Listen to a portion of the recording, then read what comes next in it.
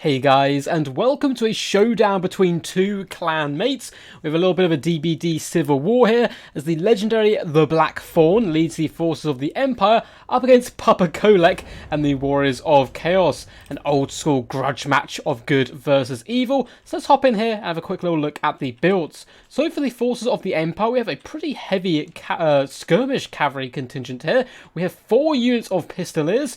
Looks like we have 2 on either flank. Pretty good at counter skirmish. The enemy obviously will struggle up against Warhounds and so forth, but pretty good at punching back at Marauder horsemen. They don't have the greatest armor penetration, but at the same time they're cheap, they're cheerful, and they're a big pain in the butt to deal with. As you can see, they are currently retreating from some pesky poison Warhounds.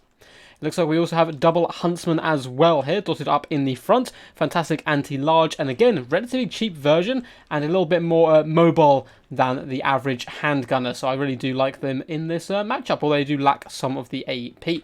For the main battle line, it looks like we have swordsmen, 3 units in fact, including the Sigma Sons, the most devoted of all swordsmen to the almighty Sigma here, coming in of course with Unbreakable. And in the central portion we have 2 units of great swords, and you basically never get to see great swords in action. These are the elite of the elite, the bad to the bones of the Empire foot troops. They still come in as kind of more of a mid-tier infantry compared to other factions, but very good anti-infantry and armor piercing. It is a little surprised we don't get to see them a little bit more, but maybe a bit more on that later, and we'll discuss why we don't see them quite so often.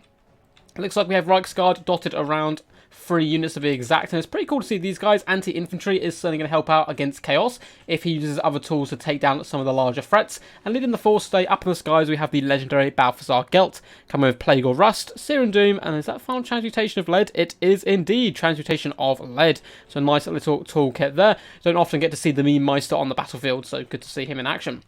Now for the force of Chaos, we do have 2 units of Chaos Warhounds with poison over on this left-hand flank, who are starting to push the pistoliers into each other, which is a good little trap there set by the forces of Chaos. And we also have triple Marauder horsemen who are desperately darting away from the pistoliers, trying to drag them out of position, which is some really good early play. We also have double Chaos Knights. These are some hard-hitting elite cavalry with flame coming out of their hooves. They are a scary sight on the battlefield if they do thunder towards you. They have a nice little punch in battle. This isn't the Lance variety, so less shock troop, more kind of a sustainability though with them as far as it goes with cavalry. We have Chaos Marauders dotted in the front line, cheap, cheerful, and certainly ready for a good scrap. And in the back line we have Chaos Warriors with great weapons, and looks like 3 units to be precise. And then leading this force we do have a wizard on the left, a Chaos Sorcerer of Shadows, coming with Enfeebling Foe, Melkoff's Mystifying Miasma, and a Scroll of Shielding, which is always good in kind of conjunction with Kolek Suneater, the mighty Chaos Lord leading the fight today. He's the OG monster since being around in Game 1, and he's going to be bringing Star Crusher as well, which, if you have a little look down here, does increase armor piercing weapon damage and splash attack power by 50%, turning him into a world-beating monster. Anyway, Melkoff's Mystifying Miasma has been popped on this unit of pistoliers. Looks like the Chaos Knight's going to elect to ignore them though, as Kolek Suneater does try to come in here for a little bit of a cheeky sniping catch, but the spell has worn off at this point and they are able to flee. Another unit of pistoliers though getting a little bit danger close there and wavering. Good pressure straight out of the gate by the Warriors of Chaos, but not too much losses straight out of the gate. Pistoliers lost just about half health, but they are relatively cheap units, and are starting to unload some shots into the characters there of Chaos. Over on the left-hand side, Huntsmen are going to be whittling down the Chaos Knights, who haven't quite lost a model, but they're certainly not going to want to sit here. Their shields are raised, but they're quickly going to dart once again back out of the range of the Huntsmen, who given time will be able to tear through their armor and do those killing blows. Pistoliers are falling back at this point from Kolek, who's just driving his huge body to kind of screen them away from the rest of the army. Looks like another Melkoff's is going to be going down, but the front line is underway at this point. Marauders are going to be charging into glorious hand-to-hand combat as Chaos Knights do cycle charge down the front line. Looks like a Searing Doom is going to be duped though by those Knights, and Kolek is going to follow up, trying to punch straight through this battle line onto the Huntsman, which is a brilliant target. They're one of the only units in this build which can actually drag him down, so taking them offline early on will certainly be a big boon to the Warriors of Chaos. Chaos Knights are fighting alongside Marauders here in the front line to try and really hammer home the swordsmen and push them down as quickly as possible. A transmutation of lead and a plague of rust has gone down on this left-hand side, allowing the Reiksguard to punch above their weight, dragging down the Chaos Knights, although the Enfeebling Foe is as active as well, making it a little bit more of an even fight there. Great Swords are now pushing their way in to try and fill in the gaps where the Swordsmen do fall, allowing the Huntsmen to pull back and hopefully get some decent shots into Kolek. Great Swords going for a glorious charge in, wielding those mighty claymores, and they should be able to do good work up against the cheap Marauders, as well as the more heavily armoured contingents. Syrian Doom comes down, looking like it's trying to hit the Chaos Knights, but for the most part it was a little bit unsuccessful. It looks like the Reiksguard are now being dragged down by the superior numbers of the enemy. A good cycle charging in the back lines has allowed the Reiksguard to clear off some Chaos Warhounds, 2 units to be precise, and can now hammer home as well to help protect their brethren if possible. Great Swords are fully engaged now all the way along, and they're really tearing into the enemy at this point, as the Sigma Suns do hold that central portion. It looks like over on the right hand side they've been rather successful in pushing back the Chaos Marauders. Kolek, on the other hand, is having an absolute whale of a time. He's been kited and pistoled, but not really taking too much damage. He does have 95 armor, which is pretty impressive, and he has managed to break off 1 unit of Pistoliers, and now he's assisting his horsemen in trapping and hunting them down. Lovely hammer and anvil situation here. The Pistoliers try to escape, the horsemen pin them in place, and when Kolek catches you, he's certainly going to make you feel the pain for such errors, and the Pistoliers are in absolute disarray at this point. Despite this, double Huntsmen are starting to fire in, and the damage on Kolek is slowly adding up, as Great Swords going to get a lovely rear attack into the Chaos Warriors with great weapons who have been pinned in place by just 12 Sons of Sigma, who are desperately trying to hold the line, as more Swordsmen and Spearmen are pushing back. A well-timed Syrian Doom coming down would have clipped the Chaos Warriors, but fantastic micro once again by Palpatine here, dragging his troops away from that Syrian Doom. I don't know if one of those has even connected yet. In the back line, Reiksguard are actually struggling up against Chaos Warhounds due to the assistance of some Chaos Knights. It looks like the mobility is slowly starting to favour the Warriors of Chaos here.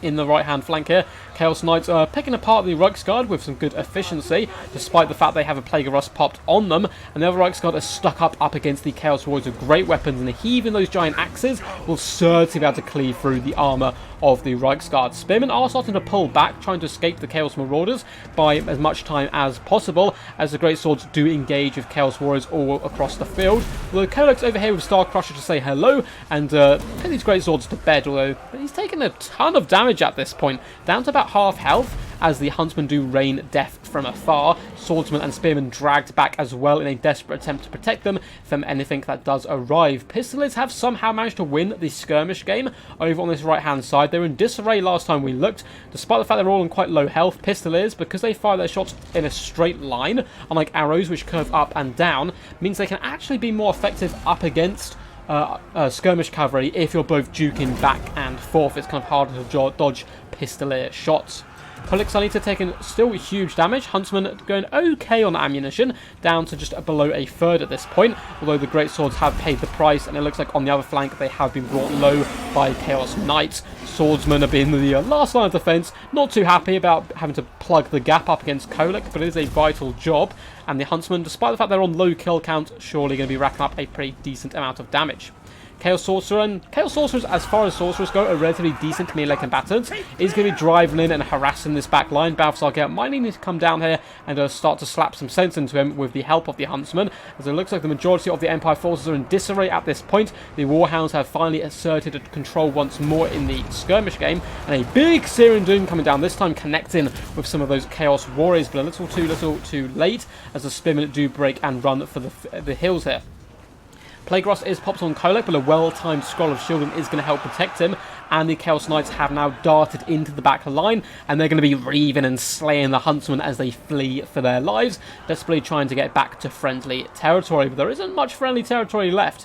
We have a few Reiksguard who are pushing up, although it looks like they're going to be hit by Melkov's Mr. Miasma, and they are very low health, so despite the fact he doesn't do too much damage, it will whittle them down enough that once the Chaos lines do hit them, they should break and start to run for the hills. Some of the Great Swords have rallied to the cause, trying to beat back that Chaos Sword Sorcerer. These, of course, are the elite troops. They're not going to go down without a bit of a scrap. Although Balthasar Gelt has gone for the last-ditch Leroy Jenkins approach and charged headlong into Kolek in a desperate, mad assault. Good Siren Doom does go down, clipping a few of the Chaos Knights, as well as the Chaos Warriors. And Balthasar Gelt now trying to flee back up into the skies after doing his little hit and run. And he is going to be able to escape Kolek. He's managed to distract him for a considerable amount of time, which may allow the Huntsman to retreat. Although it looks like Chaos aren't going to be letting up here. They've got their foot on the throat of the Empire. They want to continue to push down and crush them rather than allow them to strike back. Great swords charging into Chaos Warriors as the mighty warriors of both races here, or both factions, do start to cleave each other asunder, but then Kolek comes in to spoil the party and really break up those great swords, who instantly shatter there. So it looks like just Balthasar Gelt left fighting. Does pop down a Plague of Rust onto Kolek, but Plague of Rust isn't going to help him out there, and it shall be a valiant defeat for the forces of the Empire. Very well played to the Black Fawn and Papa Kolek there, also known as Papa Palpatine. Hope you guys enjoyed that one. If you did, please do consider giving the video a big old thumbs up. It helps push it out to more people. And if you haven't already, subscribe to the channel. We do drop Total War Warhammer content every single day, as well as a live stream here and there. So, for the builds, all around some really pretty crazy stuff. Some units we don't get to see terribly often. I know Papa Palpatine is a big advocate for Chaos Knights, and they did some really good work here. You can see 14,000 damage and 2 chevrons, as well as a 1,800 damage value. They've got a bit more sustainability as well than the Lance variety, but I do love the Lancers as well. Their thunderous charge can really break up an infantry engagement, but at the same time you don't really expect Empire to go heavy infantry. It's not what they're known for whatsoever. Poison Warhounds as well did some decent work alongside the Marauder Horsemen. They had a really tough time up against the 4 units of Pistoliers, dealt with them relatively well, and in the end managed to overcome them and win that skirmish game, which was pretty key, because if they had lost it and been forced off the field, the Pistoliers would have had free reign to pick and choose their fights and whittle down Kolek over time. So good management of the skirmish game. At the same time, Kolek punching through that front line certainly did help out. As for the Black Fawn, bringing some units we're not particularly used to seeing, such as the Reichsguard, who struggled a little bit. They did decent in some engagements, but they did get overwhelmed by superior numbers and got in some nasty engagements up against the great weapons as well, who have ample armor piercing, to get through the thick armor of the Reichsguard here. Apart from that, Huntsman did manage to do some pretty decent damage and damage value across the board, despite the fact they got their low kill counts, and that's because they were going after, of course, key targets. But really interesting to see the great swords in action. They did pretty good plug in the gap for a while, but at the same time, the problem I find with greatswords is I don't think they have the best synergy with the rest of the Empire force. You're not really designed to go for that heavy infantry battle tactic. Instead, you normally have kind of cheaper, more cheerful troops just to chuck forward and slow down the enemy after kind of like wave of your own state troops, which then allows other units in your build to really rake up that value, either through cycle charging with cavalry or shooting the opponent down from long range. So it's an interesting unit, but one unfortunately we get to see terribly often. Still, 96 kills and 79, not too shabby. And Balthasar Gelt, the meme lord himself, going toe-to-toe with Kolek and nearly coming out on top, but unfortunately not today. Anyway guys, until next time, peace, and as always, stay awesome.